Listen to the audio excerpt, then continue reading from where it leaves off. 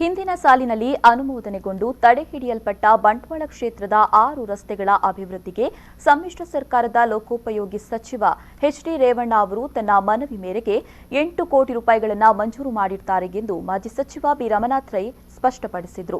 ಬಂಟ್ವಾಳದ ಪಂಚಕಲ್ಲಿನಲ್ಲಿ ಸುದ್ದಿಗೋಷ್ಠಿಯನ್ನು ಉದ್ದೇಶಿಸಿ ಮಾತನಾಡಿದ ಅವರು, ಬಂಟ್ವಾಳ ವಿಧಾನಸಭಾ ಕ್ಷೇತ್ರದ ಕೆಲವೊಂದು ರಸ್ತೆಗಳ ಅಭಿವೃದ್ಧಿಯ ಕುರಿತು ಜನರಲ್ಲಿ ಗೊಂದಲ ಸೃಷ್ಟಿಸುವ ಕಾರ್ಯ ಮಾಡಲಾಗ್ತಾ ಇದೆ.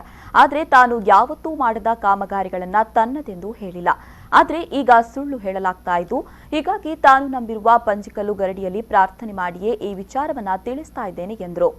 7 ರಸ್ತೆ ಅಭಿವೃದ್ಧಿ ಕಾಮಗಾರಿಗಳು ಬೇರೆ ಬೇರೆ ಅದರಲ್ಲಿ ಇಟ್ಟಿದೆ. ಅದರಲ್ಲಿ 7 ನಾನು ಕೇಳಿದ 7 ಅಂದಾಜು ಮೊತ್ತ ಇಷ್ಟು ಕೇಳಿದ್ದೇನೆ. ನನಗೆ ಅವರು ಕೊಟ್ಟದ್ದು 8 ಕೋಟಿ.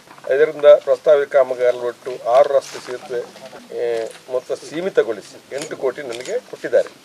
ಇದು ನನ್ನ ಪತ್ರದ ಕರ್ನಾಟಕ ಸರ್ಕಾರದ ಲೆಟರ್ ಮೇಲೆ ನಾನು ಒಂದು ಆಧಾರ ಸಹಿತ ಮಾತಾಡೋದು. ಅವರಲ್ಲೂ ಆಧಾರ ಇದೆ. ಅದನ್ನು ನಾನು ಹೇಗೆ ಅಂತ ಹೇಳ್ತೇನೆ.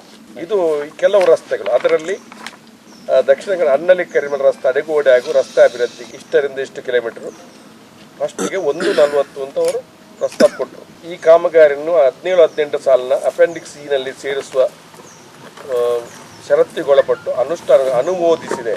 ಇದರ ನಂತರ ಇದನ್ನು ಸಮ್ಮಿಶ್ರ ಸರ್ಕಾರ ಬಂದಿದೆ.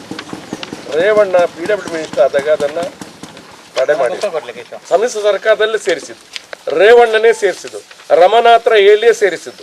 17-18 ಸಾಲಿನಲ್ಲಿ ramanatharai ಹೇಳಿಯೇ ಆ ಕಾಮಗಾರಿಯನ್ನು ಸೇರಿಸಿದ್ದು.